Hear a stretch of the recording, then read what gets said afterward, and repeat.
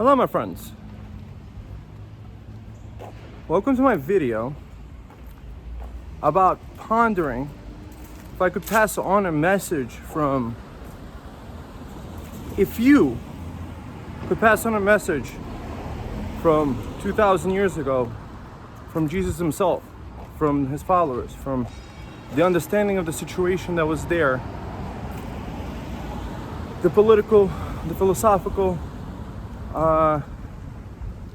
and a question of everything that was happening back then, what would it be?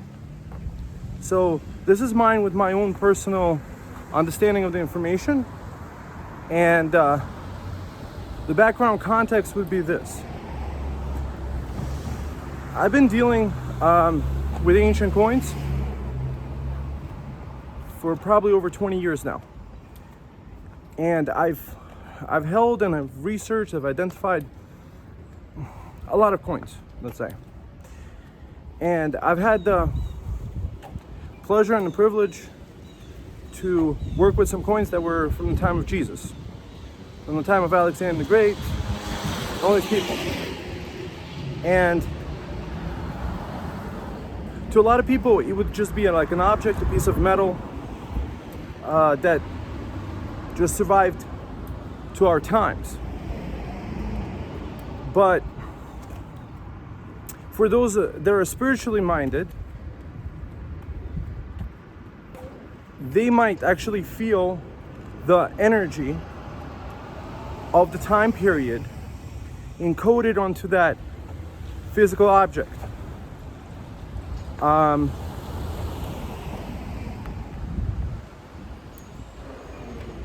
And with that physical object, that gives you a connection to that historical past.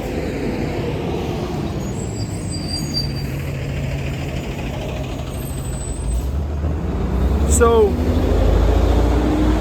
these are my thoughts, thinking about the story of what happened to Jesus with the historical context to it. Because I think one of the biggest things that happens in our world is discussion is shut down. Best way to describe it is you had a man named in Athens Socrates, and Socrates came up with what's called the Socratic method, asking questions and listening and figuring out what is the truth. Philosophy, the love of wisdom. So that was a great philosophy. And this man was charged with crimes, Socrates was, and to underline the truth that he stood for, he wound up drinking the hemlock that was provided, even though he had the option to be exiled from the city, from his students that he loved. But he was an old man, and he'd rather drink the hemlock than leave his beloved city, where in a democracy, the mob ruled that he was ruining the minds of the young. Meanwhile, what really was happening was he was getting people past pretty words, rhetoric. You could say political speak. People doing political speak could say a whole bunch of what are called platitudes.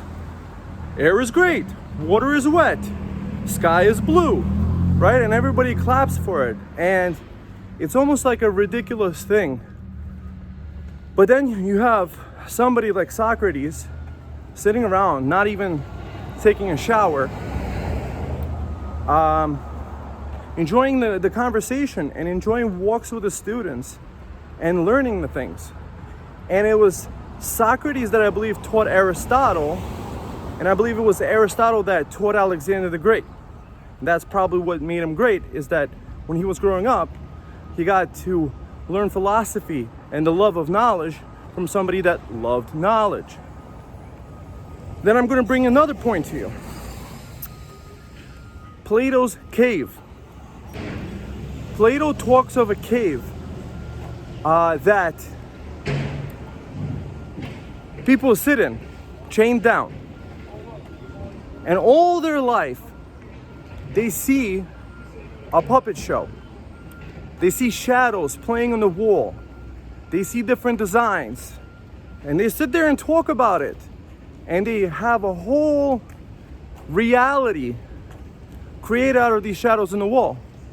But one guy gets to step out and take a walk outside and see it's nothing but shadows in the wall. And that there's an entire beautiful world out there. And then he gets put in back with these people. And these people laugh at him. They ridicule him. To the point of even violence against him because he challenged his world views. Wow, how dare you say what you have to say? It's like the inversion of the thing. What it feels like right now, my friends, is that we're living almost in an inversion of reality. Where up is down, down is up, and whatever goes. It's something contrary to God's laws. But it is written in the Bible, paraphrasing it obviously, is that my people perish for lack of knowledge. Perish for lack of knowledge in what? In lack of knowledge of God. One example would be, look up this channel on YouTube, Eric Dubay, ERIC space Dubay. This man made a lot of videos. And if you look back at the Bible, it pretty much talks about the heavens being a firmament, that it's almost like we're living in a snow globe type of deal. And not floating through space. It's like, for example, how is it that we're floating through space at 666,666 miles an hour? It seems like that these numbers get put in there right in front of your face, and to just show that these guys just made this crap up. So before you close out the video and say, oh, this guy went completely, just think about it. How is it the same constellation is in the same place every time of the year? So let's say January 1st, you're gonna see the same exact night sky. If we're twirling through space at magical speeds an hour, we don't feel it.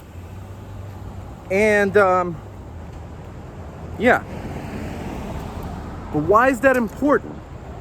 Imagine the twirling stops. Imagine you're grounded. Imagine you're special.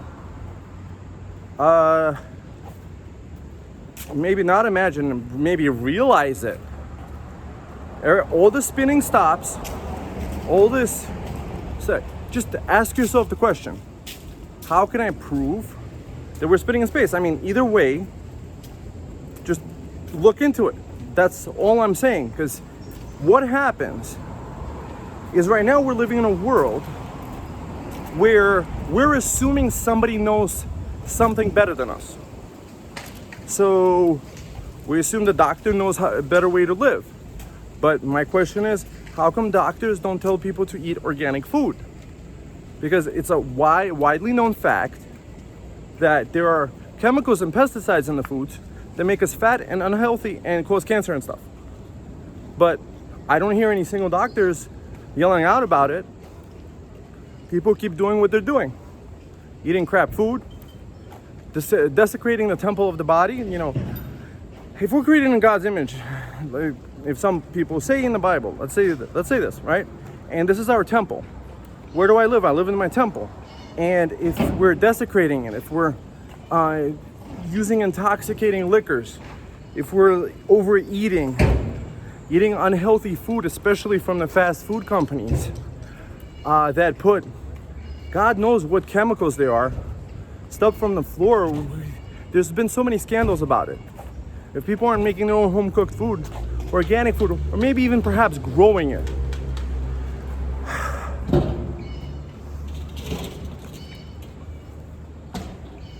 I'm just setting up the before point to just understand everything in context. Because everything taken out of context could be misconstrued as something else. Like, for example, there's these people complaining about carbon dioxide, global change, global climates, all this stuff. Does anybody ever ask the question, hey, if a green plant takes the carbon dioxide that I breathe out, lives, and then releases oxygen to me to breathe, then we have a symbiotic relationship. But how do we have this person with the last name of Gates apparently taking 70,000 acres of trees, cutting them down to save the environment from carbon dioxide? Does anybody ever look up at the sky? We have planes flying every day. There's these crisscross checkered patterns everywhere. Nobody says a thing. They're too busy looking down at their phone, at that screen that has them mesmerized, not seeing what's in front of them, seeing what's evident. Asking the questions is really important.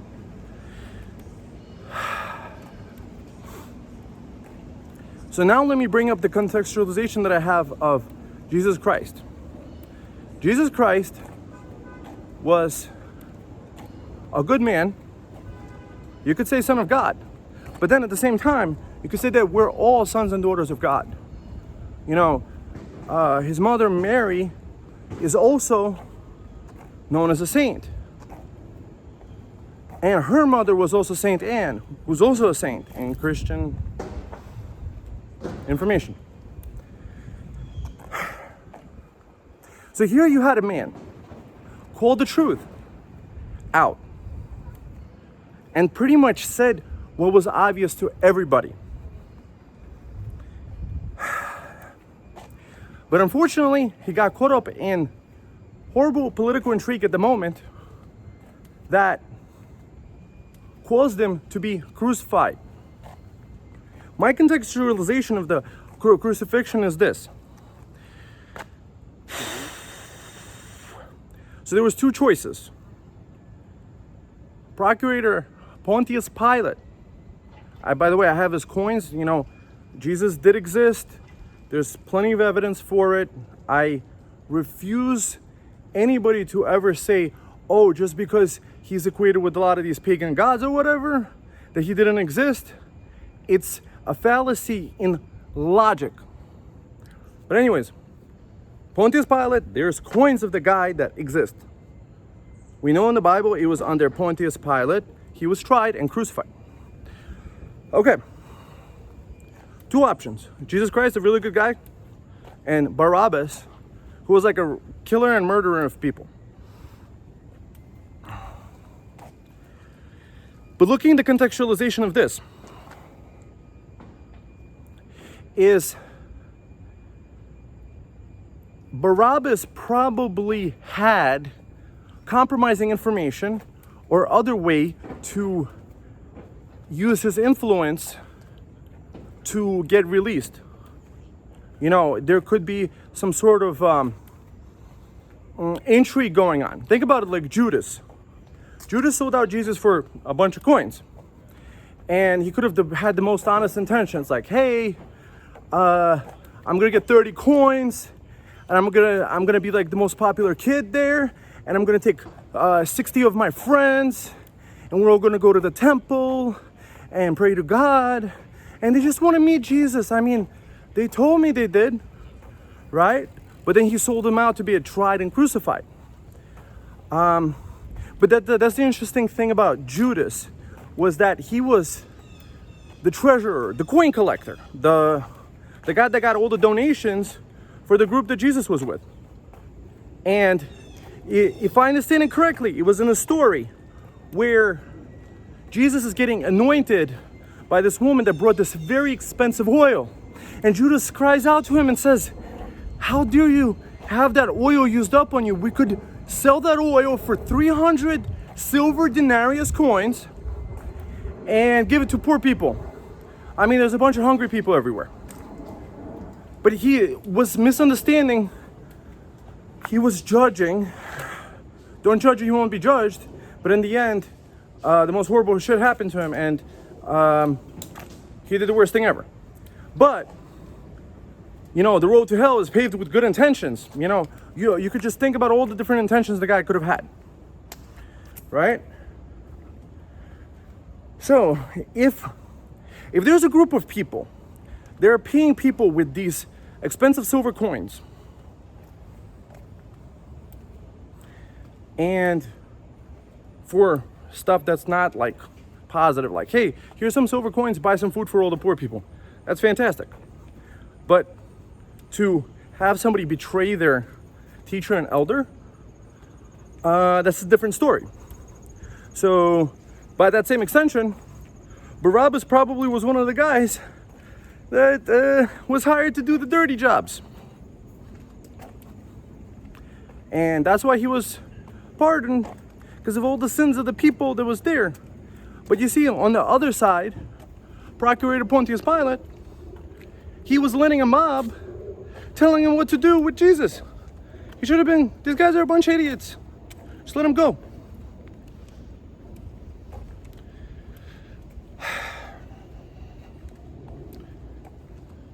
So that brings us up to today. I mean, there's a story about the king having no clothes. He walked around naked, but he thought he had the most magical suit on, and that only idiots would not be able to see how beautiful it is.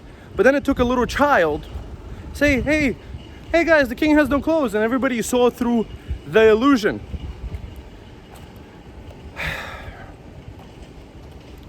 That's one of those things. We have to also look back at the stories as allegories and what we can learn from them. It was, if I understand it correctly, Jesus spoke the stories in allegories. You're not supposed to exactly take everything literally. Here's an example.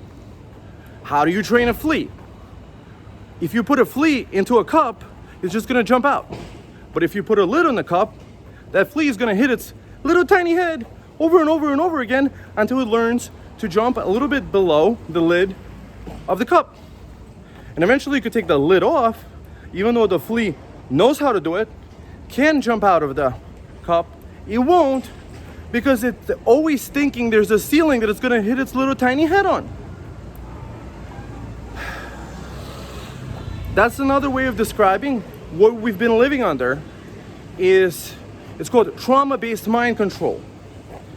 Another way of saying it is the beatings will continue until morale improves. Another way of saying it is Stockholm Syndrome. That's one of those things. You sometimes go to church and then you see the poor guy Jesus on a cross hung up all bloody and dying and stuff, right?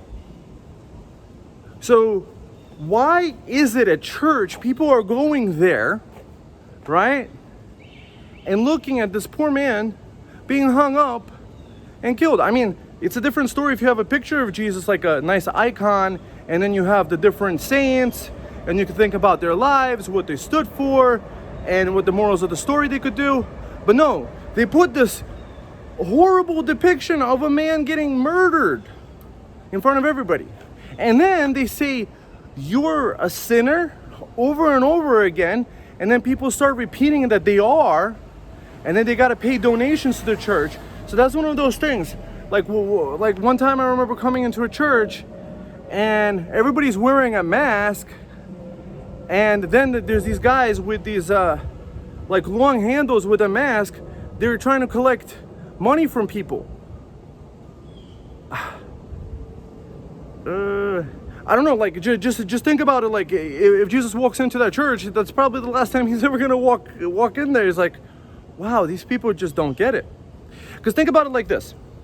There was a story of the widow's mite. I have these coins too. I'm not meaning to advertise it, but the point is this. I know what I'm talking about. The exact, there was a poor widow. She went to go see Jesus preach. And at the door, there was a collection plate. At the door, you just leave all the earthly stuff at the door. Because inside the temple, the money didn't matter. So you have the poor widow putting in two little copper coins, enough to buy a loaf of bread. She actually went hungry that day. She decided, like, hey, I'd rather see Jesus than even eat. She put 2 coins, one for herself and one for her husband that passed. And then there's this like rich guy that walks in, throws like a gold coin or 2 in there. He's like, oh, look at these peasants putting in barely anything. And then Jesus says, like, how dare you? This woman put everything in there. And then you, with your couple of gold coins, I mean, you have like the entire treasury at your disposal. And you put a couple of gold coins and you think you're much higher than that? She put everything to see it. And I am honored to have these.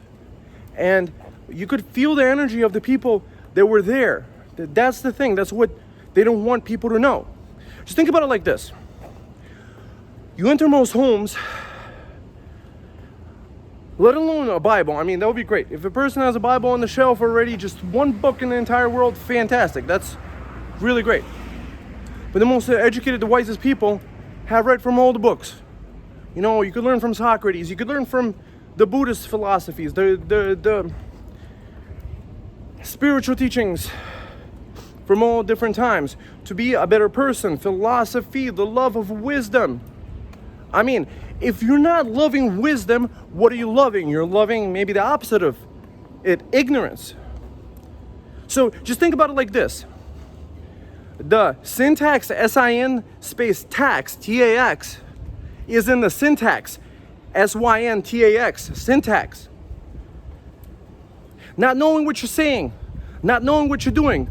God, please forgive them, for they know not what they do.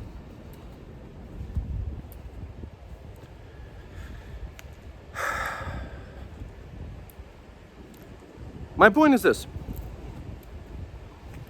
There's a lot of great books out there. There's a lot of great teachings. There's a lot of positive information out there. And people are so mesmerized. People are so living in an illusionary world, not even understanding that they're living on a flat plane, perhaps maybe in the center of the universe in a snow globe. I mean, we have all the right to say that. If I would say this, you take a Christian that believes the Bible 100%, and or a Jewish guy, I mean, that's the same information. I mean, Genesis comes from the Torah. You take that person, and the other person says, hey, we're spinning through space, through infinite space. We're not the center of the universe. The sun is the center.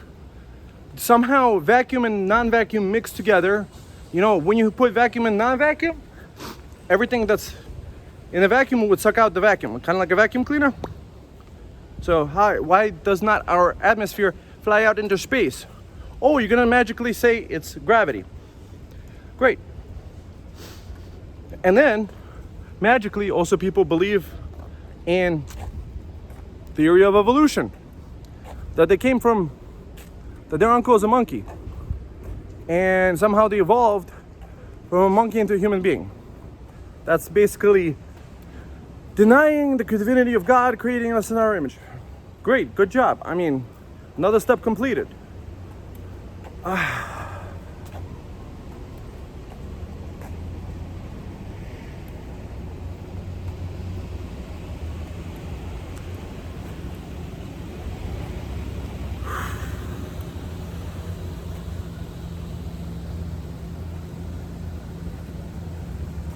When we read and think about what we've read and try to learn the information in the best way that we could,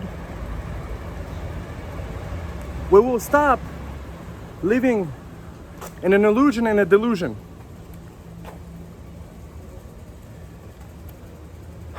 It's really unfortunate, you know, people are taught to be the shepherds, you know. Jesus is supposed to be a shepherd of people. And that's unfortunately how many people are. But the way that I would look at it is that people are more like children. They listen to their parents. I mean, your parents tell you something, usually it's probably good for you. But unfortunately, a lot of parents don't know any better, and they're not trying to know any better. And that's why there's a phrase called, they get given into great delusions. If you look up illusion in the legal dictionary, by the way, that's probably going to be the best advice I could give you, is to stop using the regular dictionary and only use the legal dictionary. But it says that basically an illusion, paraphrasing it, is that illusion is, even though there's contrary evidence, to continue believing in the lie. It's unfortunate that that's one of those things. That's a great. The ancient Greeks, they called it hubris, and the way they described it, you know, in the Greek times, is that before a man would fall, a man has to be given into hubris. That, you know, thinking that, you know, basically he's greater than everybody and he can do no wrong. Before a man falls, like, the gods have to like make him go nuts.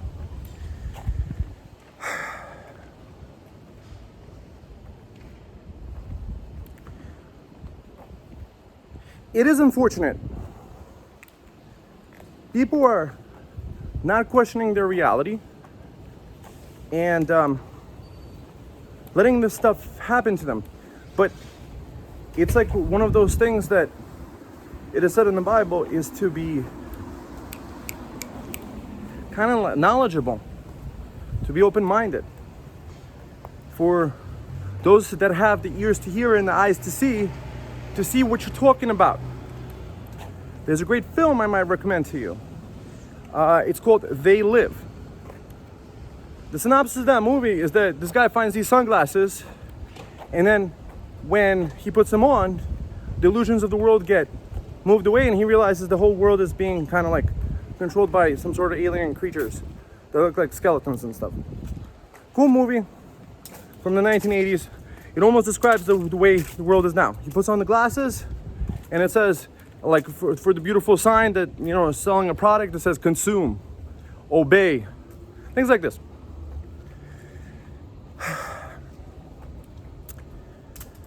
So, how would I contextualize Jesus' life?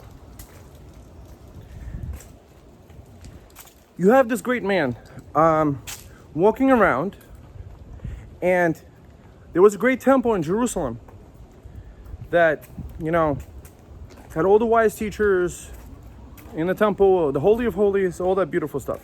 Fantastic. But it cost a very expensive amount of money to get in there. There was a coin called the shekel of Tyre that you had to pay a half a shekel of Tyre to go in. But usually what happened was, like, let's say a father and a son, they would go in together. Usually most people didn't go alone. So the half shekel of Tyre is actually more rare, but it's still available. That was like the temple tax. Interesting. Hey, you gotta pay a tax to see God? Interesting. But then we also have to look at the context of what the temple was surrounded by. There was a guy named Herod the Great. He built a great wall around the temple because the temple was a lot of money generated in there. And at one point, the Jewish people, you know, they were religious and they didn't believe in worshiping idols, realized that the great temple was under the control of the Romans because there was a golden eagle placed above it. And the golden eagle represented the Romans' god, which was Jupiter, which was the Greek equivalent of Zeus.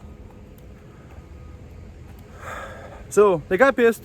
There's actually a coin of Herod with an eagle on it, probably referencing exactly the eagle above the temple. So right now what we have is a situation, even though the temple is destroyed, the thing that, you know, people pray for, the Wailing Wall, is actually the remains of the outer wall of Herod. It's not the remains of the temple that they're praying to, unfortunately.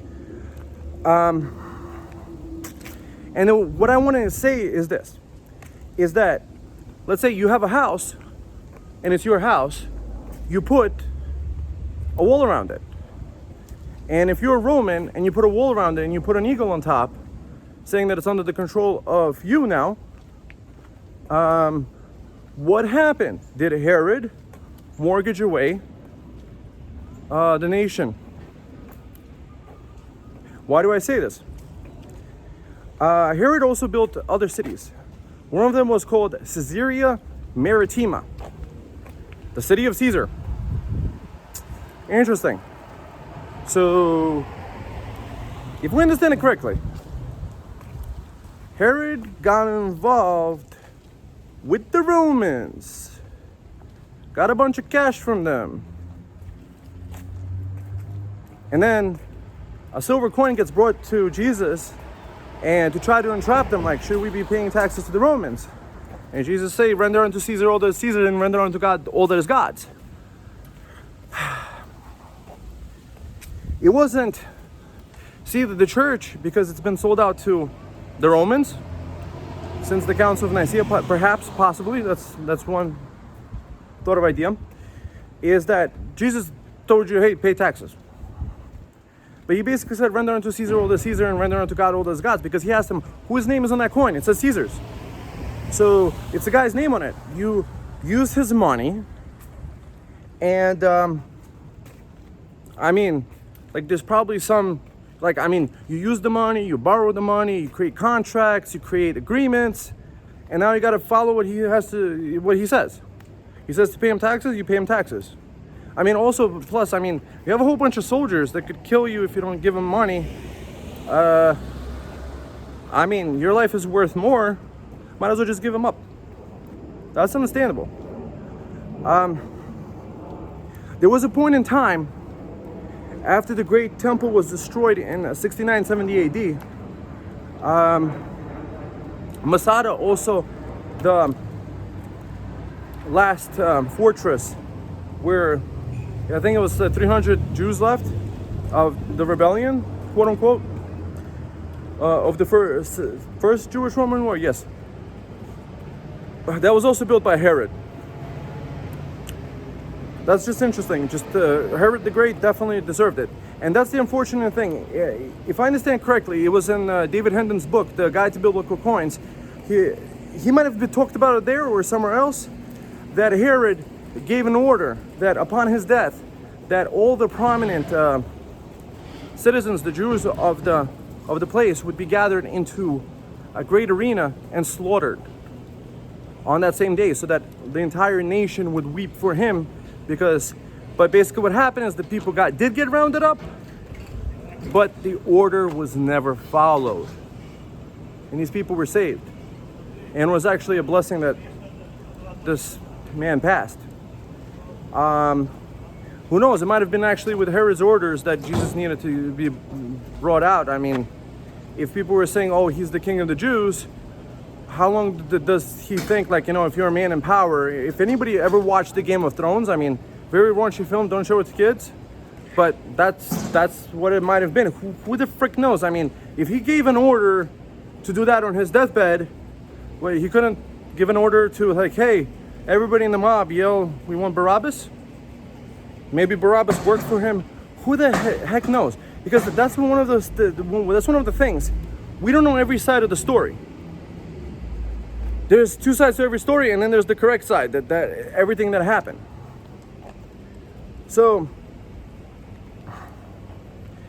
let's say miracles of Jesus. The way that Jesus put it is that, hey guys, we're all children of God. I'm the son of God.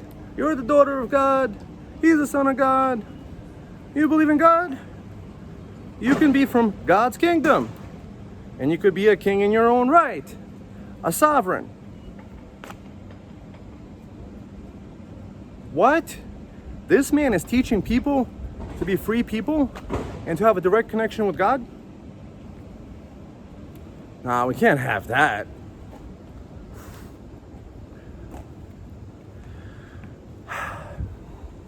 Think about it like this. Christmas time, people says, oh, Santa Claus delivered the things. But it was the parents that saved up the money, that sacrificed, that, you know, spend extra hours at work in order to get the children the toys for Christmas. And it's not the very Christian thing to do. Hey, everybody, it's this guy. Hey, it was me that gave you all that wine and all those fish. Worship me. So just think about it like the story. He turned water into wine and unlimited fish into fish and things like this. What if you looked at the other side of the context? What if everybody is a pilgrim, and in those times when you're traveling, you don't have like a restaurant where you could just pay some cash. So you would throw some fish in your basket, you would throw a couple pieces of bread, and you would go on your merry way. And then magically, the people having a picnic, listening to Jesus, everybody had enough fish to eat, everybody had wine. Maybe somebody else that had wine, he didn't want everybody to say, oh, good job, thank you so much. He wanted to just listen to Jesus. They'd be like, oh, see, magically there's a bunch of wine. Or he turned water into wine. It was a common practice in ancient times to take water and add a little wine to it to kill the bacteria and also to make it palatable and taste good. I mean, if you got some water from a puddle, add a little grape juice, it's heavenly divine. It was actually a weird thing in the Greek times to not mix wine with water, because you don't want to be walking around drunk, like a drunk ass. Water into wine. Fish, bread. Everybody had bread. I mean, everybody pulled out a loaf of bread and shared it with their neighbor. I mean, those that didn't have, they were happy to share with them. They made a new friend. Maybe that's going to be a new family member. Maybe somebody met somebody and then decided to get married. Isn't that fantastic? Okay. So you have a guy that says, hey guys, you can do it all. You could have a personal connection with God, could say you're the Son of God. It's completely fine. We're made in God's image. Read the Torah. You know, I read it. I've been teaching it in that temple. That's what they say. Great. This is my understanding of it. Oh, see that temple where you'd have to work for like 3 months in order to save up a coin in order to get into that temple. And I mean, most people weren't that wealthy. So hey guys, everybody, let's gather up by the river. Let's have some bread and some fish and a little bit of wine mixed in with water. And let's talk about God. What? Somebody could learn about God without paying a door at the temple, a temple tax? A friend of mine's mother, she got upset because she likes visiting Italy, and they were charging admission to get into a church she loved. I mean, see, that's the thing that we have with religion nowadays. We have a pope that literally has a serpent palace in the shape of a serpent. The serpent that begot people, eat the fruit. So he's having meetings in a palace with serpents. And then he also has a telescope that looks into the sky called Lucifer. Why does the Pope have a telescope called Lucifer? What is going on here?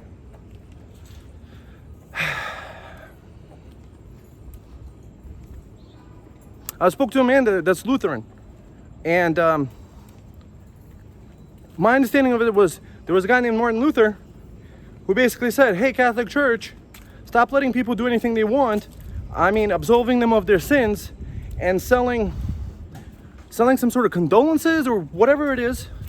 Basically put, you could do anything you want, cheat, steal, whatever, adultery things, and you just pay some money to the Catholic Church and all your sins are absolved. Martin Luther said, hey, that's bullshit. You guys are just collecting money. Long story short, God is in the heart. We're spiritual beings enjoying this experience, and this is our temple. I mean, what are we doing with it? What kind of food are we feeding it? Are we giving it literal poisons via alcohol? I mean, it's a different story to drink a little mixed in with water wine for like Sabbath. Sure, fantastic. But people make a habit of it, unfortunately.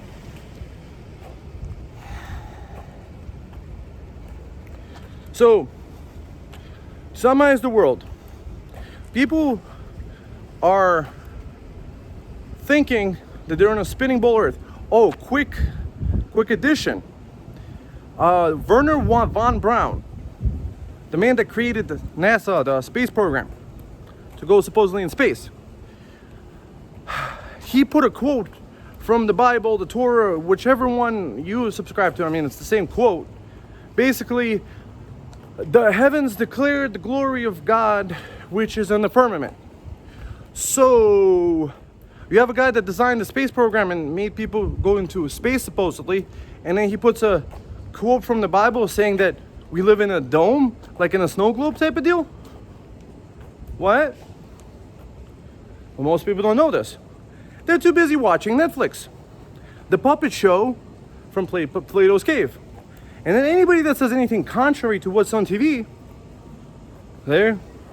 no, that can't be true because I didn't see it on TV. Maybe the stuff you see on TV might not be true, and what you read in the Bible might be true. But let's not even ask the question. Let's just say somebody is anti-science. And that's one of those things. That's the world we live in, where unfortunately people are given to a great delusion. There's a pastor named Lindsey Williams. Lindsey Williams. And he made a video, DVD that you could watch on YouTube. It's called Secrets of the Elite.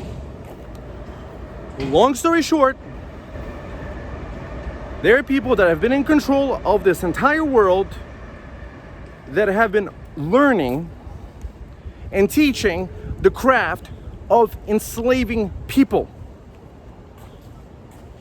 And don't you think they got good at it?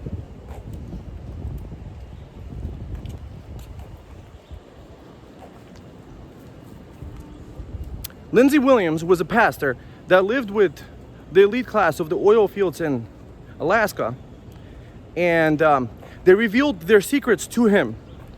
And there was a man that decided to reveal all the secrets. And on his deathbed, he's like, hey, I want to be with Jesus. And he let him, release the information. So, Secrets of the Elite, Lindsey Williams.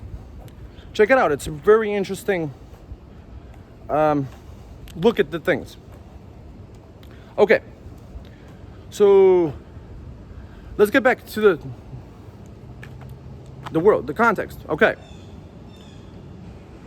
Slow down the speeding through space. This infinite vacuum of space. I mean, they made a lot of great movies.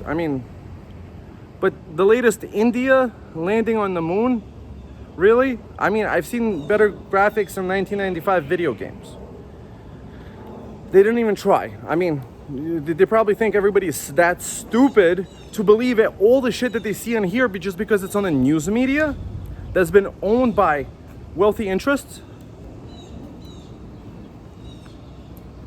Okay. How do you have a thing called the Federal Reserve that is not federal and it has no reserves? Federal Express, people send packages through it, but nobody thinks it's government, right? And how do you have a private government that had a meeting in 1938 that switched over our law system into maritime law jurisdiction, into what's called a uniform commercial code? Like it said in the Godfather movie or something like this. Oh, it's not personal, it's business, right? It's the same thing with the government stuff. They don't care about the people. Why do I say this?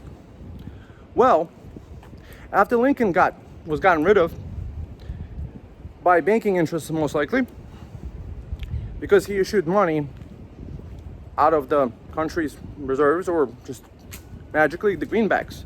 All they had was green paint, so they printed up greenback pieces of paper and passed them off as money. And then he won the Civil War, and the banks didn't like that because they couldn't get them into debt. Because what happens is that all wars are bankers' wars. Look up that video too. Basically put, the bank just creates people into debt on both sides, creates a war, and the whole entire nation is in debt, and then it forces the people to pay money to the people that they're in debt to.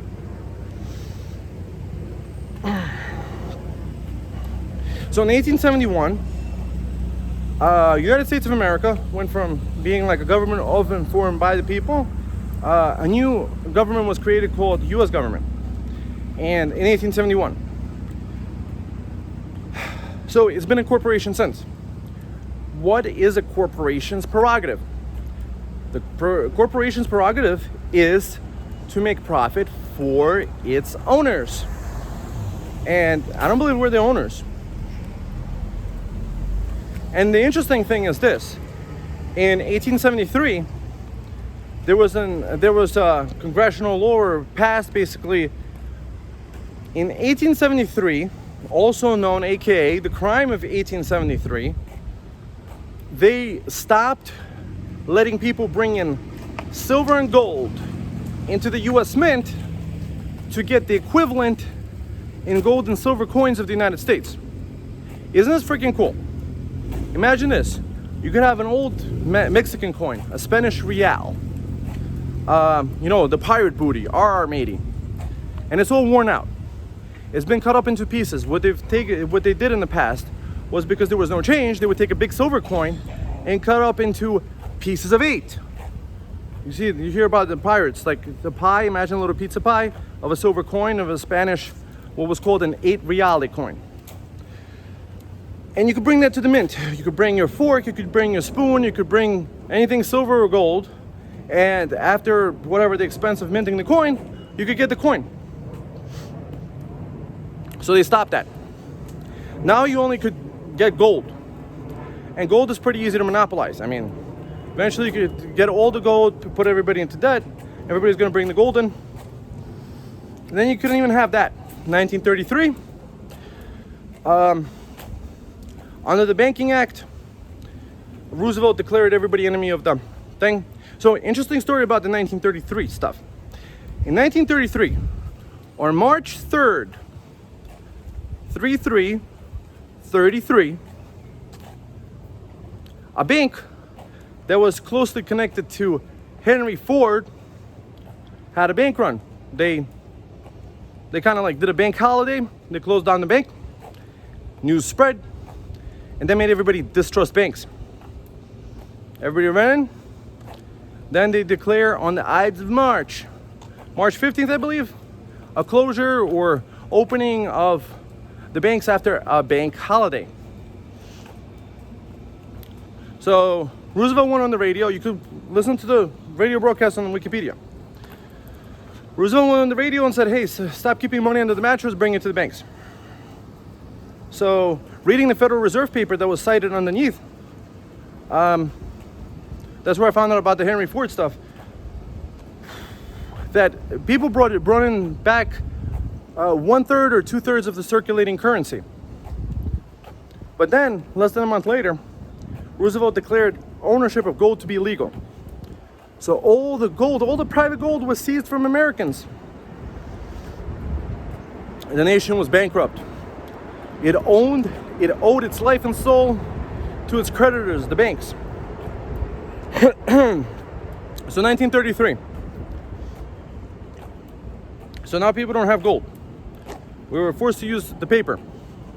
It still has some backing maybe towards international transactions, but otherwise, my belief is that people running to the bank, depositing in the thing, I think what people did when the bank holiday happened is people realized that they should redeem their banknotes for their gold coins that said on the actual banknotes back in those days that it's redeemable in gold coin of the US. Excellent. So the only reason I think anybody ever deposited it, I don't believe most people brought in their gold coins. I believe what happened was people kept their gold coins under their mattress, like Roosevelt said, don't do. And they brought in their paper money and decided to, like, let's say, pay off their mortgage, write a check against it. I mean, not deal with this paper currency anymore. But the banks realized, hey, they're not getting any of the gold back. And all they're getting left with is a bunch of papers. So they want the gold. Make the president do it. So he did it. There was a law from 1917. It's called TWEA, Trading with the Enemies Act. He used that for the Emergency Banking Act. It's all available on Wikipedia. You could read it and find it out for yourself. Basically, he called Americans enemies, took all their gold, and now Congress is going, hey, that's treason. You stole our stuff. I mean, can't steal people's gold money.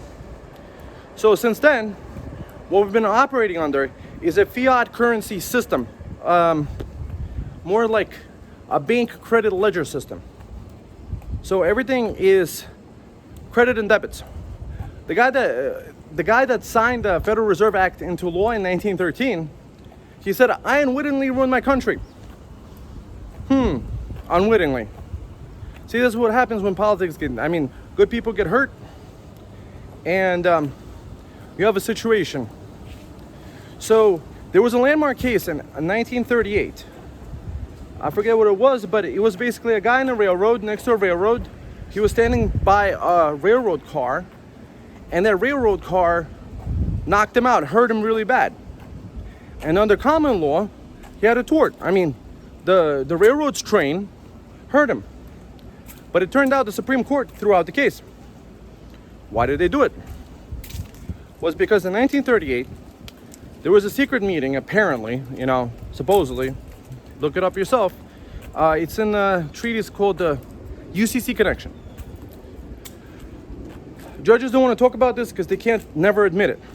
But everybody got together in secret, 1938, the judges did, and said, hey, we're operating under Admiralty colorable jurisdiction. The nation is bankrupt, and we can't let anybody know that this happened. So Admiralty jurisdiction is like this. Under the Constitution, there's two criminal jurisdictions. Apparently there's common law, and then there's Admiralty. But see, the issue with the Admiralty jurisdiction is this. It's kind of like the law of the high seas, treaties, like if you have a boat and stuff. If I understand it correctly, look, what happens is that these people are almost speaking a different language. That's why you got to have the legal dictionary to actually understand what they're saying. So we're operating not under the common law jurisdiction, not under the original intentions of the founding fathers, but under what's called Admiralty colorable jurisdiction. So it's kind of like fuzzy math. 2 + 2 = 5. Anybody could be any gender, all that good stuff.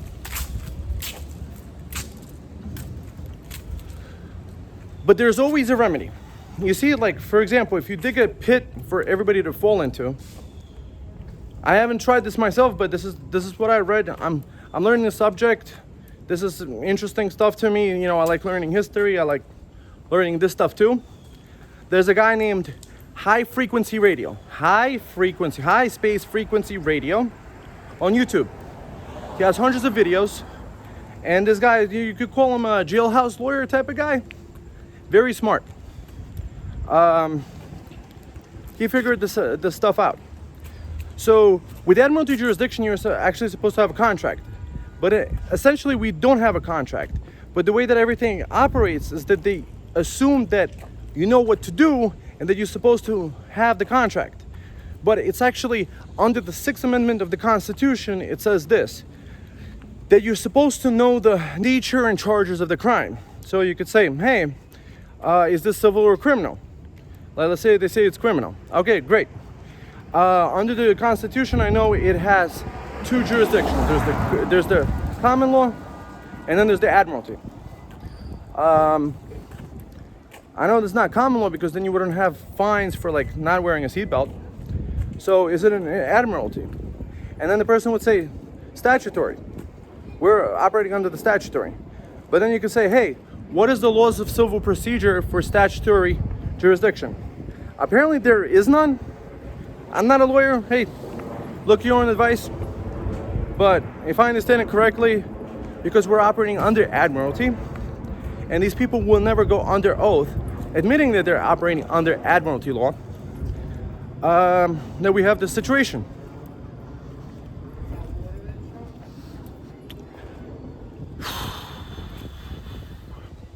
There are people out there that say, hey, how do you have authority to do this? Basically put, it's almost kind of like Napoleonic code or Roman law, that the presumption of innocent goes, you know the whole maxim, you're innocent until proven guilty. But with admiralty, it's assumed that you're guilty and that you did something, and then you have to prove yourself to be innocent. But in admiralty, you're supposed to have a contract, and that's one of those things. You have to have a signed contract that you signed, and to do or not to do the stuff.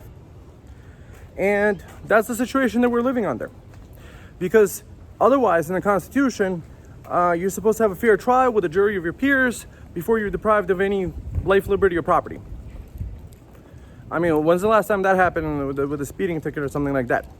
So what I just read in this, for informational purposes only, UCC connection, it says maybe the remedy could be writing without prejudice, UCC, something. Basically without prejudice, you write it underneath your signature with the speeding ticket. And apparently what it does is that it reserves your right to not contract and reserves all your rights that are under common law. So under common law, we have all the rights, but because they're operating in an admiralty jurisdiction, you don't know which jurisdiction you're under. It's like, imagine you come to a basketball court and nobody told you about basketball. Like, you're supposed to put the things in the hoop, and they say ignorance of the law is no excuse. And then they laugh at you and put you in contempt for not knowing that you're supposed to get the ball in the court and how to dribble things and things like this. That's the situation we're under. Is these people... Okay.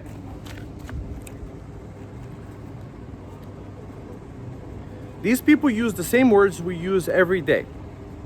So what is a common thing that we're said is driving is a privilege. You will hear any police officer, ask any police officer, is driving a privilege? He'll say yes. Right. But what about the right to travel? Basically put, driving, look it up in the legal dictionary. You can't look it up in the regular dictionary because you can't legally drive, but you could lawfully travel. You see, it's a mixture of words. So driving, if you look up the definition, it says that you're a chauffeur for hire. Okay, so that's completely understandable. Do you want your cab driver driving drunk and speeding and causing what is perceived danger to the public? No. But at the same time, I don't advocate people speeding either. But a lot of these unfortunate tickets that get put is on a grandma. Let's say she bought a gallon of milk at the store and she's coming back and she gets some sort of ticket for whatever, motor vehicle violation. Also, apparently the term motor vehicle is some sort of commercial type of thing. So why is everything commercial? Because we're in admiralty jurisdiction. In admiralty jurisdiction, the road is almost kind of like a high seas, an ocean. I mean, how are you supposed to know this? To me, I'm still seeing it in order to understand it better. Okay, so admiralty jurisdiction. Look, I'm not advocating anybody to drive without a license plate, but how come the idea of driving is that you're doing a commercial activity and you're not traveling to church, for example? They could only say they're driving, but that's the idea, is that if you ever get a ticket, just say without prejudice, because that supposedly reserves your rights under the common law. Because the way they made the system is that it can't take away your constitutional rights.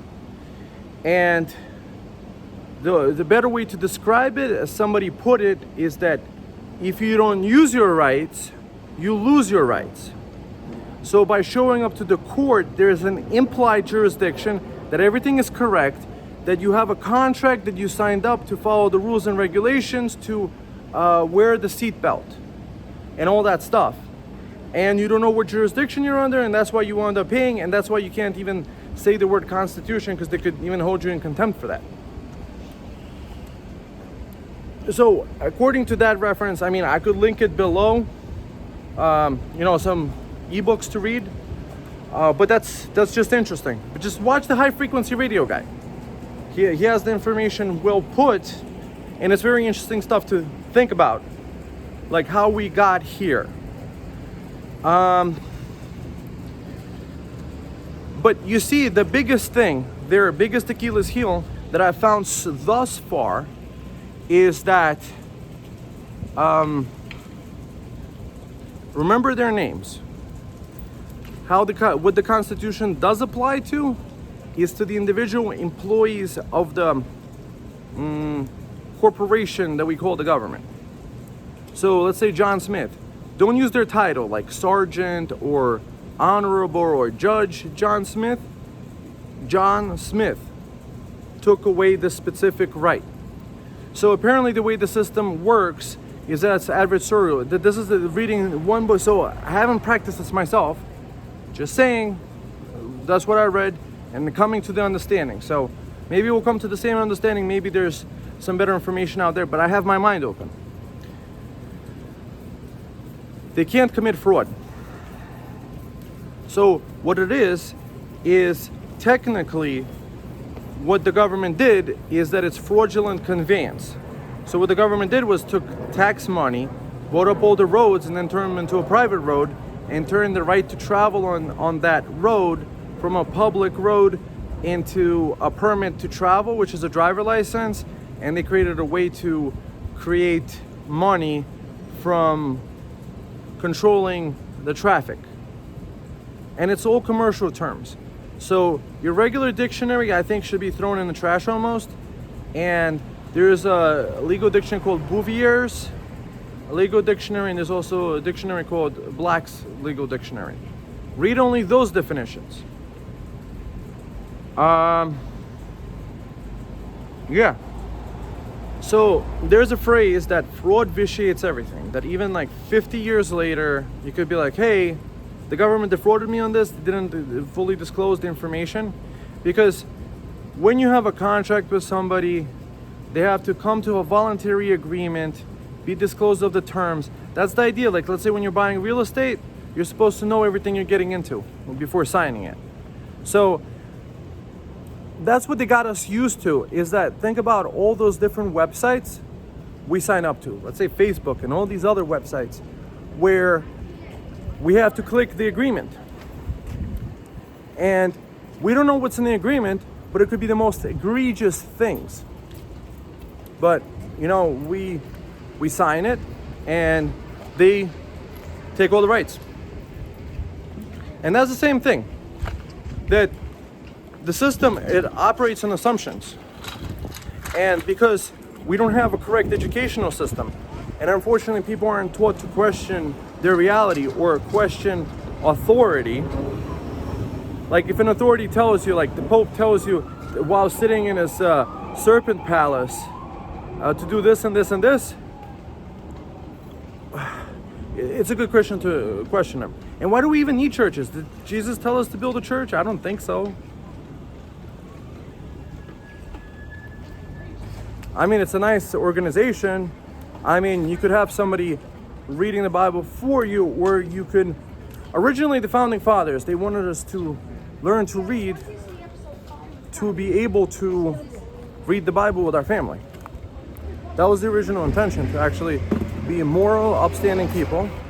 And it was Thomas Jefferson that said, none are more hopelessly ignorant than those that read nothing but newspapers. Because even back in those days, he realized that it's propaganda and media mind control.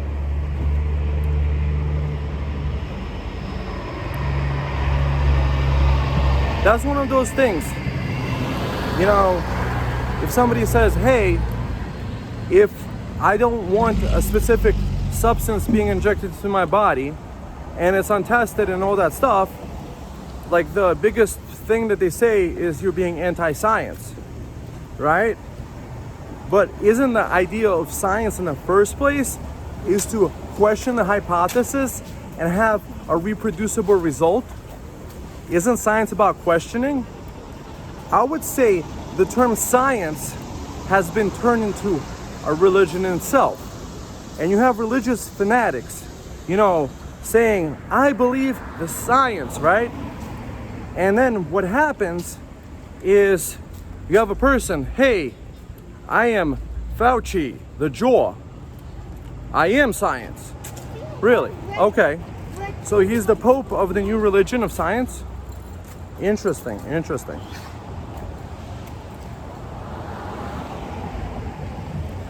So it's a separation of church and state. Great. But then if you think about it, how is the Big Bang not a religious concept? Why do I say this? Look this story up. It was a Jesuit priest called, I believe, Lemaitre that came up with the Big Bang theory, with the Big Bang idea. So you have these magical scientists, the magical priests. They talk in words you can't understand because they have a different dictionary that they're speaking from. And then this in the slip up where Bill Clinton was asked, did you have relations with this woman? And he said something like, it depends on the definition of what is.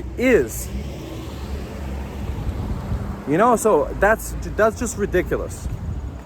And then so you have a whole bunch of lawyers speaking a different language that looks like English, that are operating in admiralty law, the law of the high seas, and basically by operating in the law of high seas, they're admitting that they're pirates. If you think about it, Armate, give me your pieces of 8. We have a contract. Maybe they should have a parrot on their shoulder and walk around and put an eye patch on, and say, hey, we're admirals, right? To you and me, it sounds ridiculous and bullshit, but this is why. This is the reason. This is why the reason why you always have to reserve rights. All rights reserved, without prejudice. UCC 1-3508. So there's also a thing called Uniform Commercial Code. So the way the Uniform Commercial Code works is, I understand it works in the Admiralty jurisdiction. And in the Admiralty jurisdiction, debt is money. What are they doing? How are they getting the money? By bringing charges against the person, they're creating a debt, which gets redeemed into the national debt for the collection of the debt, because we're in a bankruptcy. Everything is bankrupt. We don't have real money. Here's this concept. We used to have gold and silver. So when you bought a gallon of milk, you put a physical silver coin down. You got a physical object, a gallon of milk, and let's say it cost 10 cents. It was a 10-cent silver coin. You put it down on the table. You gave something physical for something physical. But nowadays, are you truly paying for it? You're giving them a Federal Reserve note. What is a note? It's a debt instrument. It's an accounting ledger unit. So you're giving a person nothing of tangible value, but of a paper money that's backed by the faith of the government. And the way the system works is that in order for the money to have value, is that they have to create these charges and taxations and all these other things in order for the process to continue.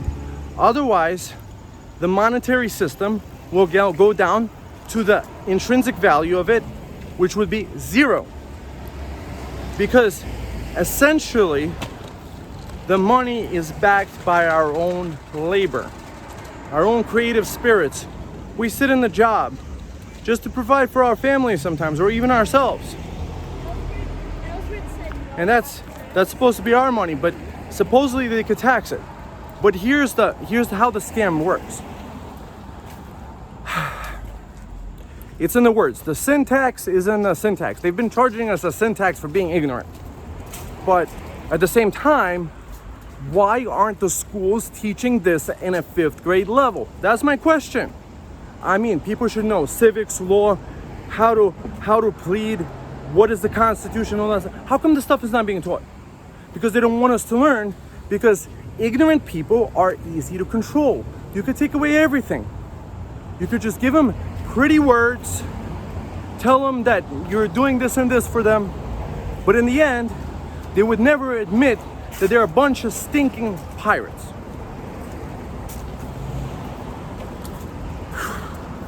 Okay, so here's how it works.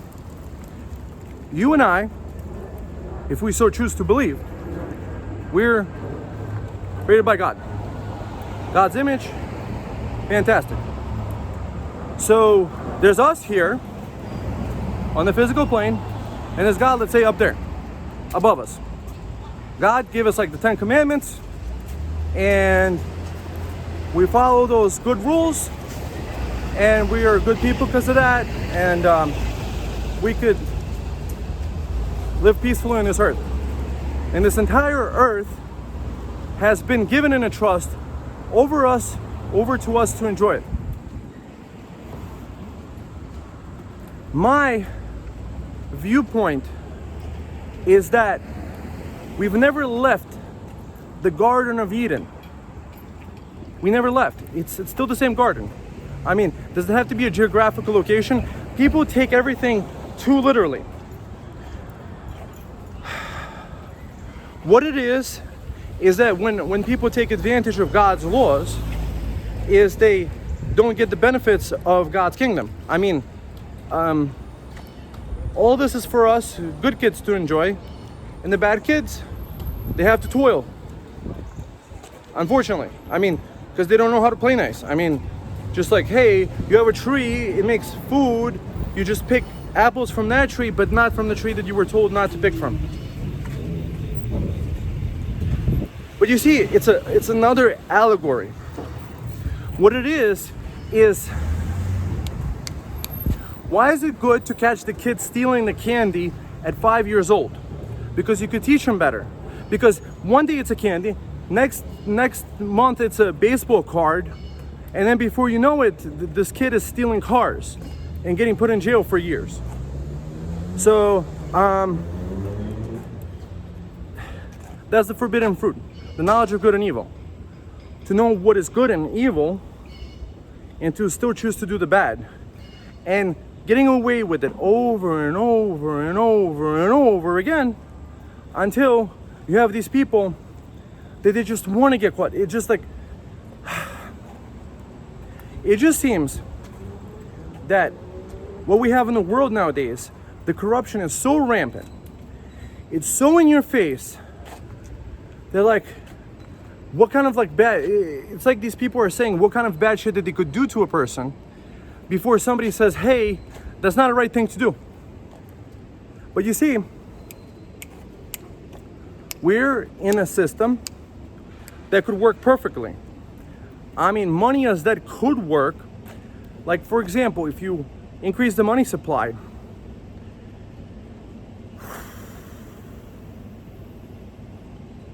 let's just go back to originally into the legal system. Rewind.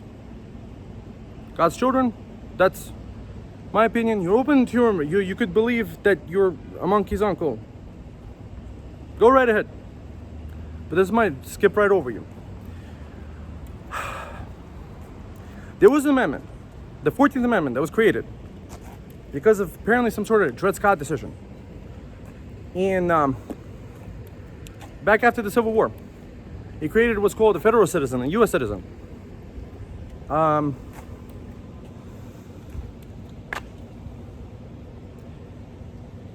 We are in control of our own creations. Like, for example, if you have a child, hey, little Johnny, little Mary, brush your teeth, be good little boys and girls, right? You have authority to tell them what to do, especially what's good for them, right? But But essentially, the government is way beneath us. It's probably right there on the floor beneath any bugs or trash underneath it.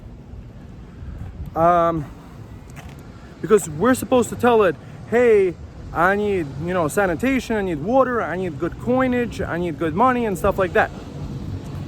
Because they were entrusted with the public's resources.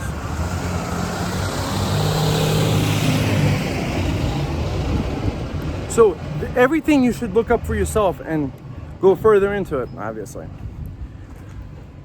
But there's a thing in law called persons.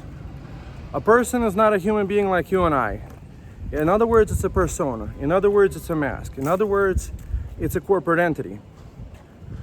So there's some sort of corporate entity that has your name with the all caps and capital letters, and you think that's you.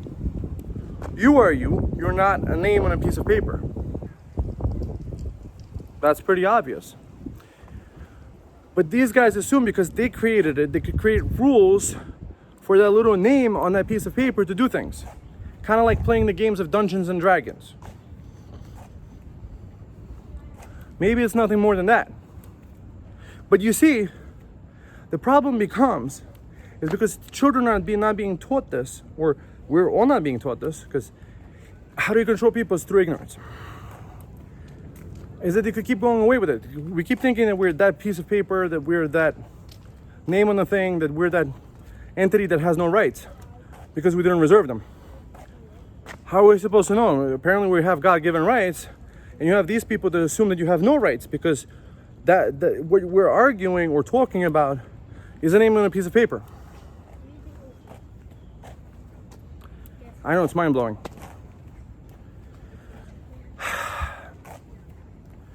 So how do I put this? We are free. We can operate out of love, out of joy, treat others like we want to be treated, operate in honor, do all the good things, and realize that the entire world is the inheritance for God's children to enjoy, and that you have a whole bunch of people that are operating under fraud, committing fraud, speaking a different language, not informing you of the information that you're supposed to know. But you see, most people don't ask. People don't ask the question, why? How? This and that. Sixth Amendment. It's almost kind of like the thing, like it's karmically correct. Why should somebody protect you when maybe it's a learning experience that everybody has to go through and learn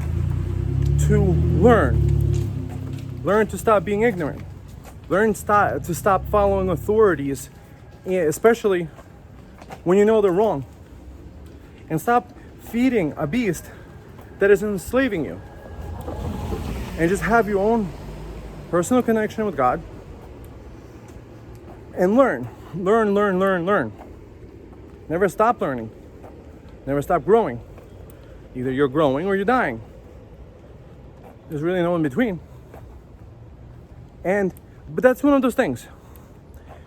To unlearn what we learned is maybe half the battle. But what I'm craving for lately, I live in the city, beautiful neighborhood, great people, safe, comfortable.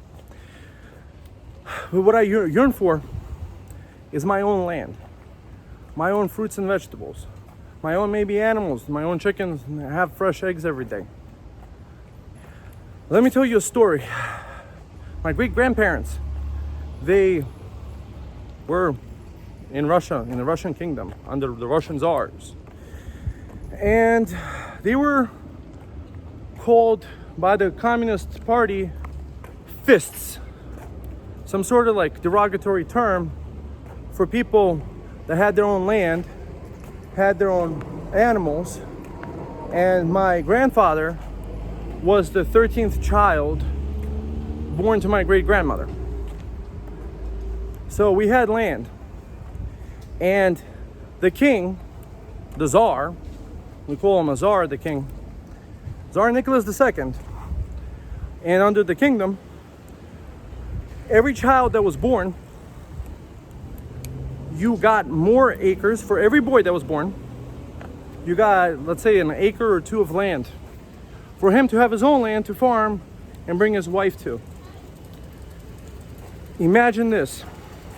Imagine if everything wasn't confiscated and us thrown into cities.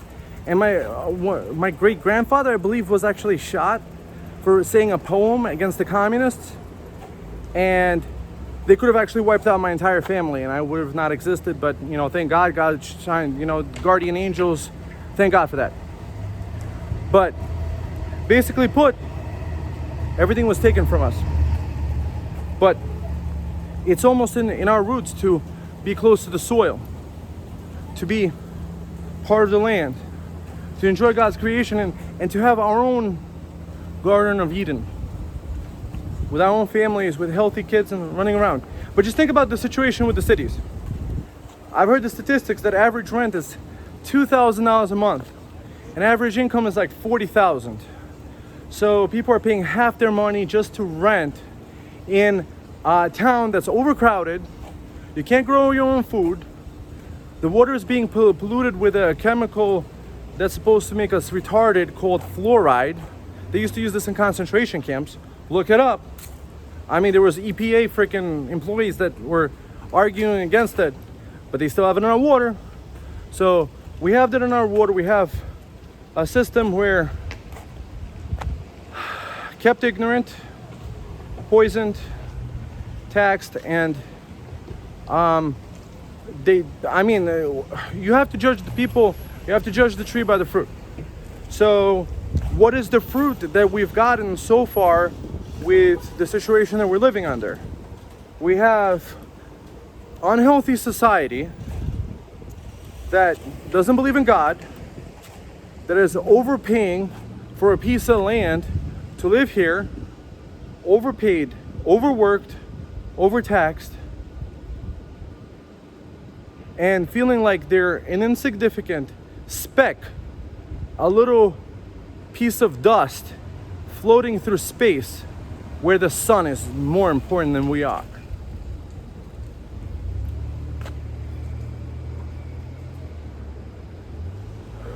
But then you put on the glasses or take off the glasses of illusion and see it for what it really is.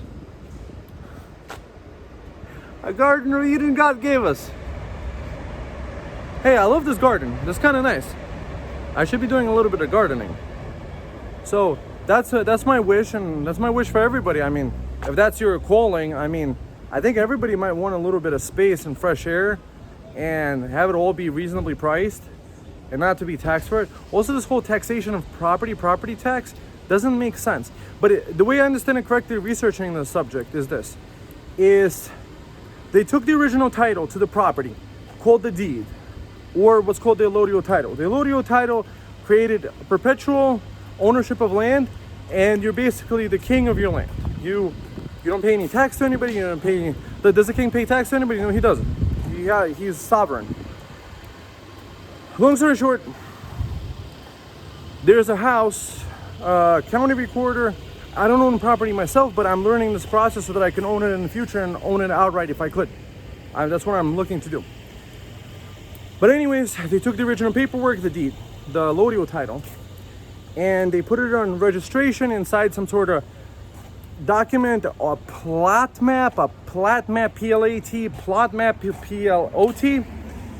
And so they put it on the things, and then they charge people property taxes based on them having the property registered in the jurisdiction. So what it is they hold it over you. Then they charge the people property tax for it, and technically that is your paper, that is your allodial title. And what the government does is, because all money is debt, and they have to collect the debt to whom? I don't know. The Federal Reserve, the private bank, probably. Who owns it? That's up to people to decide, because I think that's private information, because it's a private bank. I mean, long story short, there's an original deed, original allodial title. That subject should be explored. There's a guy called Ron Gibson. I watched one of his seminars on YouTube. Ron Gibson, R-O-N, space Gibson, G-I-B-S-O-N. So he talks about allodial titles and patents, and basically put, there is a process which I believe is in Paper Arrows. Paper Arrows is the PDF to read through it. But you go through an official process with the court, you get an order, and you could actually have the marshal collect your deed and deregister your property and have that ownership of the property in your own hands and stop being taxed for it. Why do I say this? I believe the taxation system got created this way. You had private property builders, house builders. The system is supposed to encourage the house builders to sell the houses and to get rid of them and like not rent them out.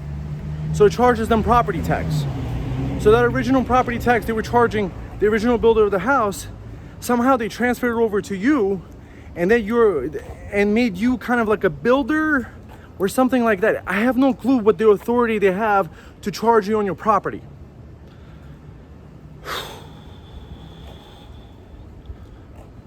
It's a corporation. It's a business. Understand this. There's nothing personal. It's just business. They created a system to fleece us by being ignorant and to waive our rights. You see, the Constitution says we have the unlimited ability to contract. Another thing it says is that the nation can't impair the obligations of contracts. You can sign a paper if you wish. I wish to be a slave of the government. Completely your right to it. Or you could be like, I refuse to sign. I am sovereign on this land. There's no such thing as a sovereign and a citizen. Sovereign is somebody that is in charge. You can't be a king and a slave at the same time. That's a duality. It's an oxymoron.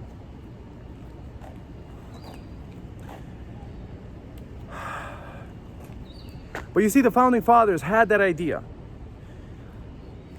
Thomas Jefferson said this, that those that want to be ignorant and stay ignorant and think they could be free are doomed to be forever enslaved.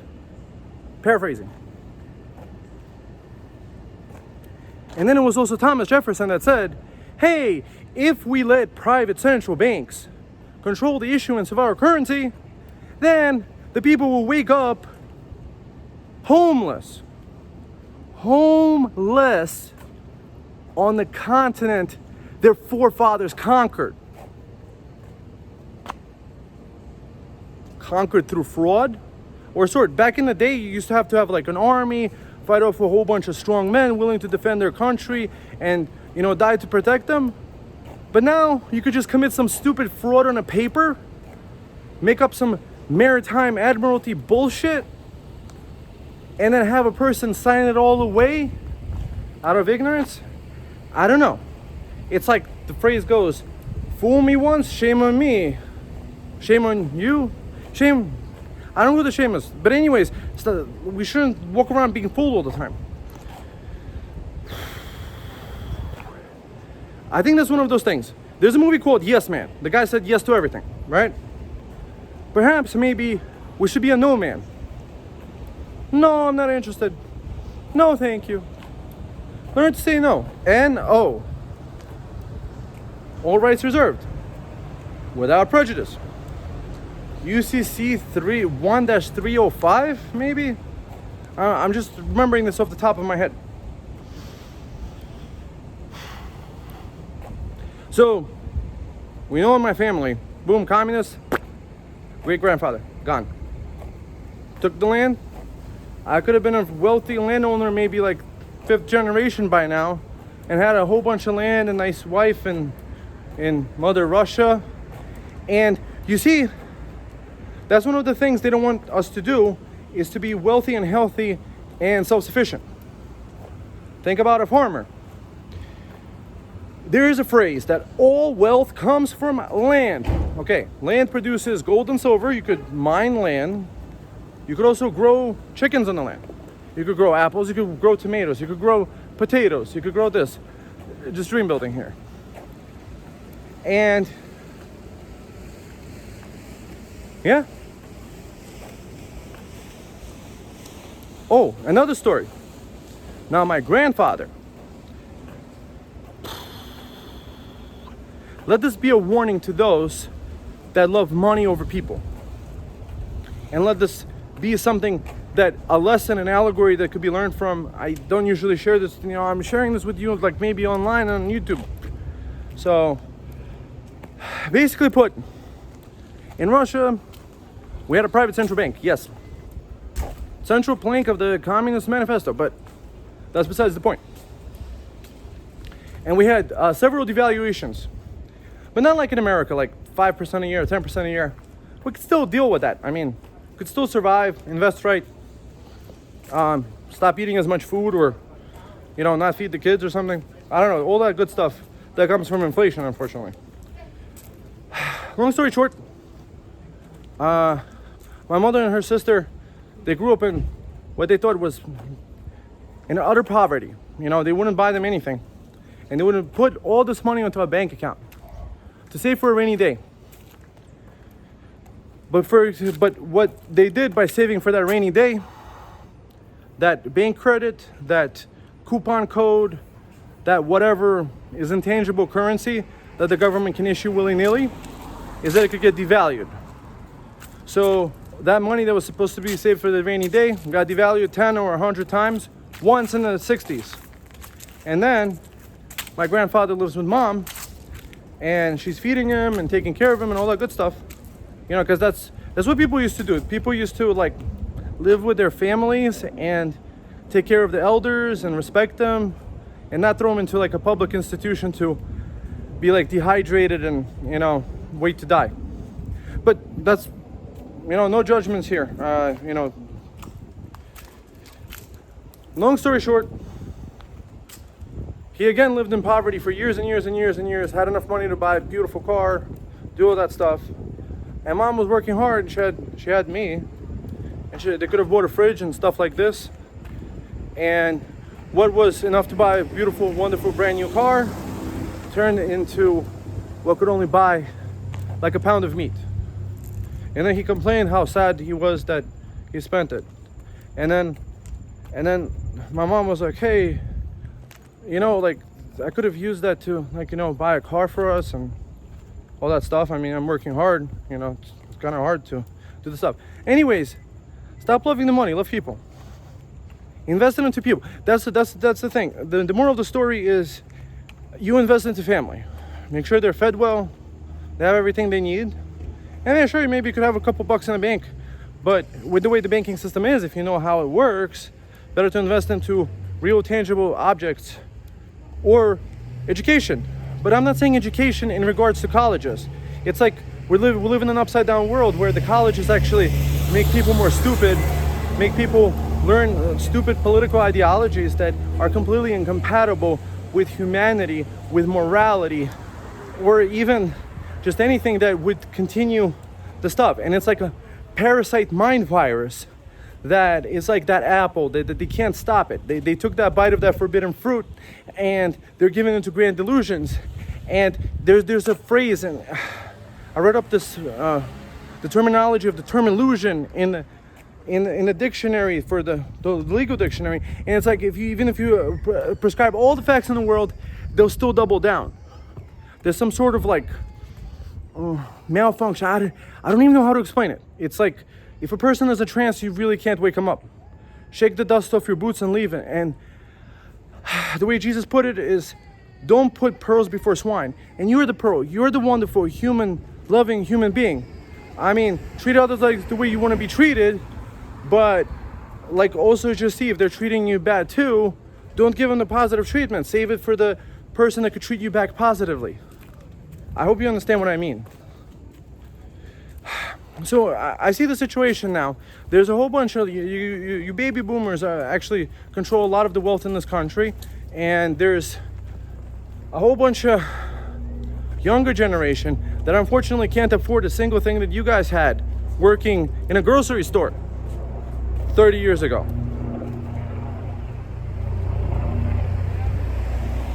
Because everything just got way too expensive.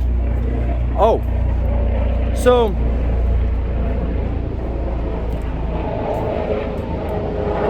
People keep voting for more taxes thinking that it actually hurts the rich. But the way that I see it is this.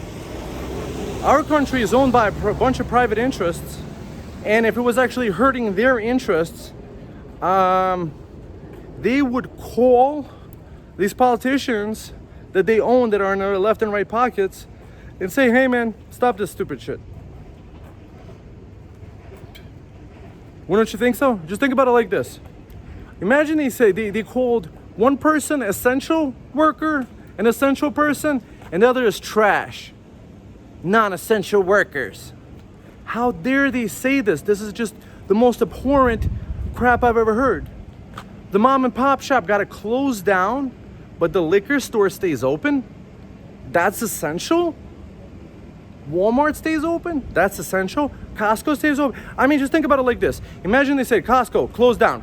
Walmart, close down. There would be no lockdown. And how is it more safe to be in a giant warehouse with thousands of other people as opposed to a little tiny store that a mom and pop owns? A little hairdresser to get your hair cut. Are you kidding me? It's all about actually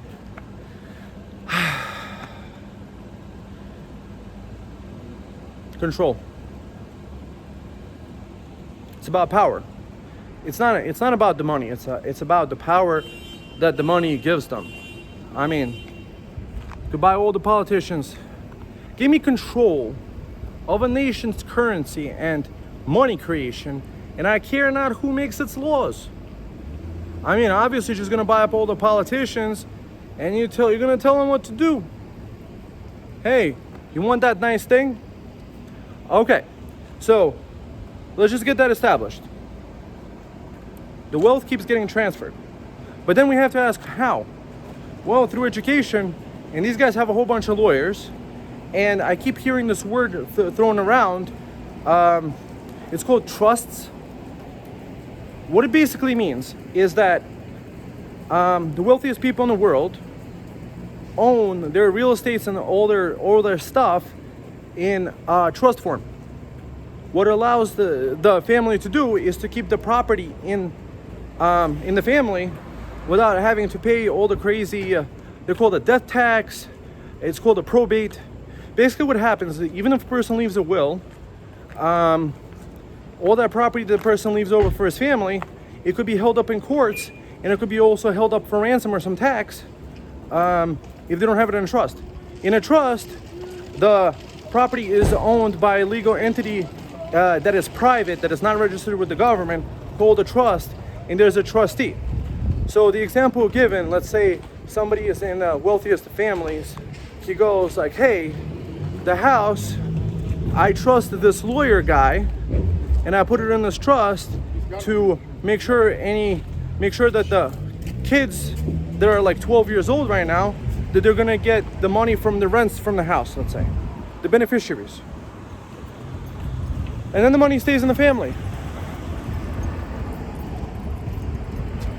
Isn't that simple? I mean, but that comes through education, and it's unfair we have a system of justice, just us, not justice. The people that know better, the people that have good advisors, those families, that's how they stay in power.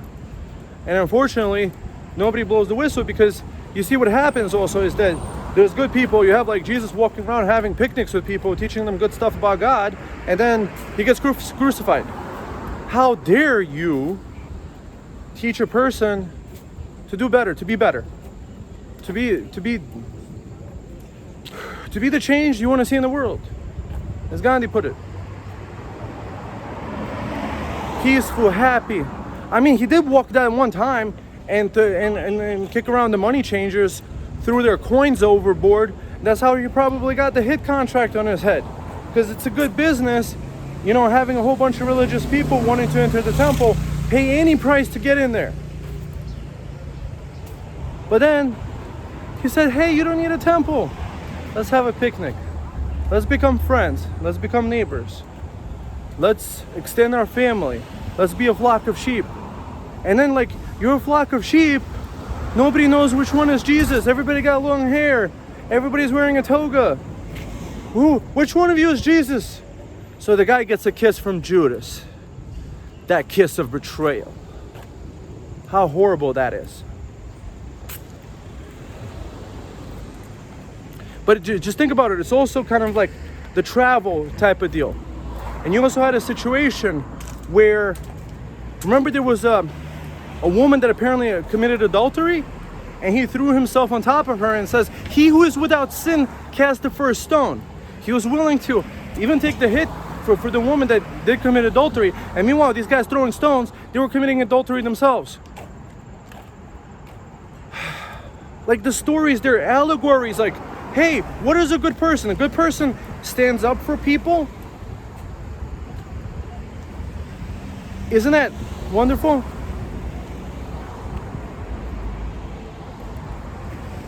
I think that is. A good person can teach people good things. Tell people like, hey, we don't need the temple.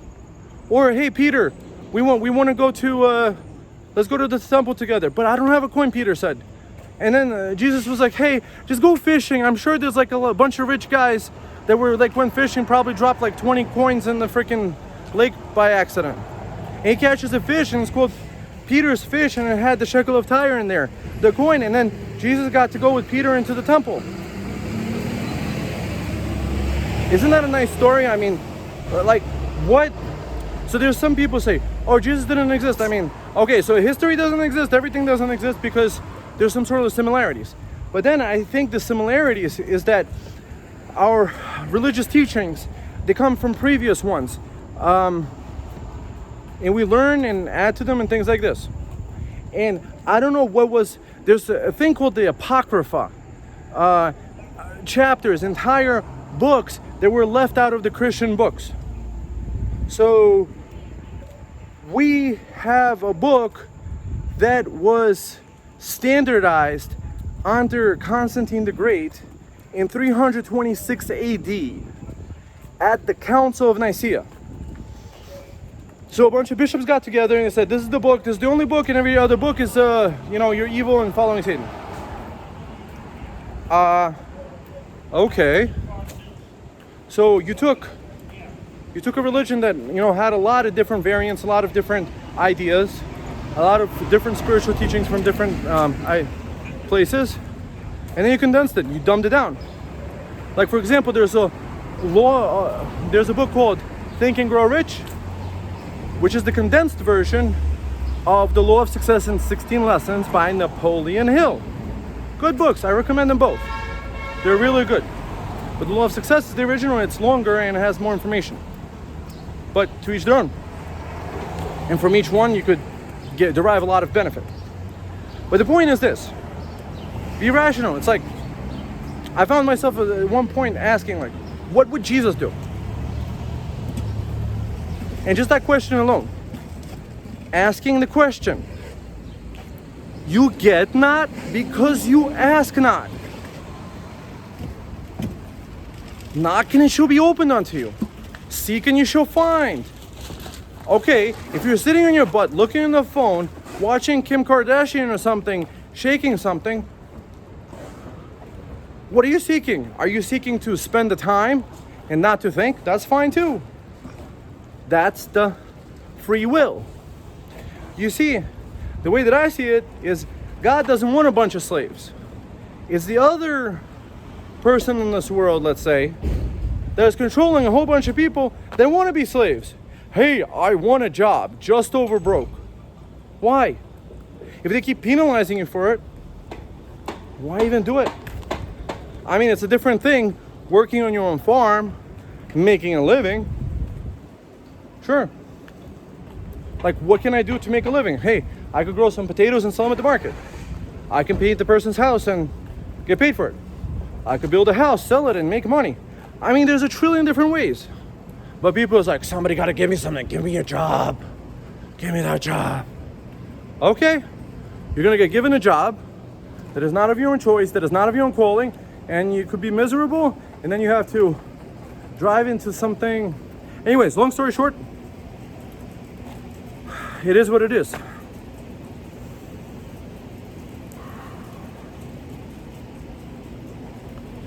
Every day is a blessing. Yesterday is history. Tomorrow is a mystery. But right now is a gift. That is why it's called the present.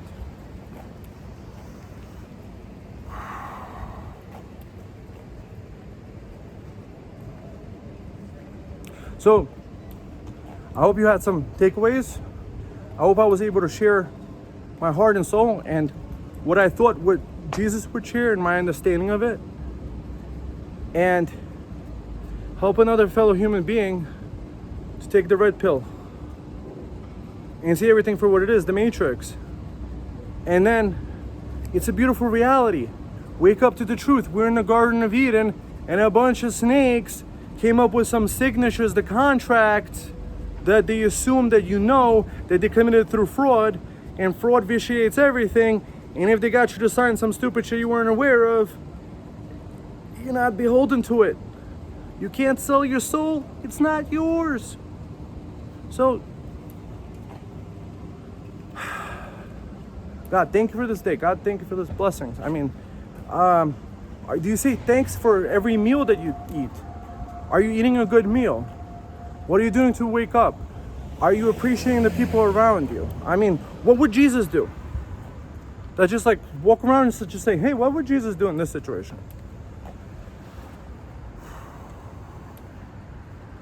Money.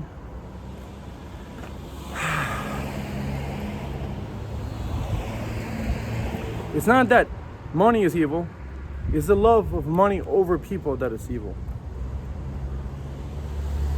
It's the same money, just think about it, builds a beautiful house for you and your family, for generations to enjoy into the future.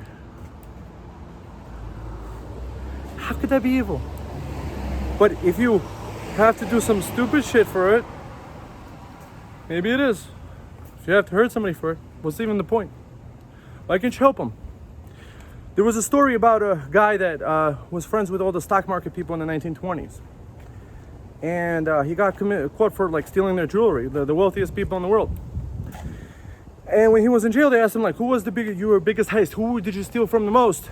And he said it was from himself. The man admitted that with the connections he had, with the friends that he had, he could have made $1 billion. But instead, he settled for their jewelry. Well, at least that comment was honest at that time.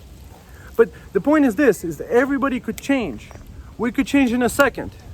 We could wake up out of the stupor, wake up to reality, and be like, hey, there's a bunch of smart people on this plate, snow globe, whatever the heck it is. Apparently we can't go to Antarctica. Like, I mean, if you and I got a ship, our own ship, we would get stopped. There would be a ship stopping us. Why? I mean, I'm not gonna hurt any penguins, I swear. There's a big ice wall there. Maybe if we get past it, we're gonna reach, kind of like in the Truman Show, the edge of the dome. Maybe. I don't know, I haven't been there. But I'm asking a question. Ask questions, be loving, be kind. What else? What are the messages probably, if I could pass on from Jesus, or if I was able to speak to him and share that information? That's about it, my friends. I mean, put in the comments below. I mean, have a discussion, figure it out. Let's take this Garden of Eden back. I mean, it's ours in the first place. It's been entrusted to a whole bunch of people. They call themselves governments, but it's ours in the first place. And if they committed fraud, then we do legal and positive and completely, perhaps the lawful thing to do. There's legal and then there's lawful. Legal is something on paper, and lawful is like kind of like with God's laws. Our own land, happy families, health, education, enjoying every day, stopping to smell the flowers, having the time to smell the flowers, completely free, not more, being grounded and not spinning somewhere in space. That's kind of nice. Believing only good people, coming up to rational conclusions, loving infinitely.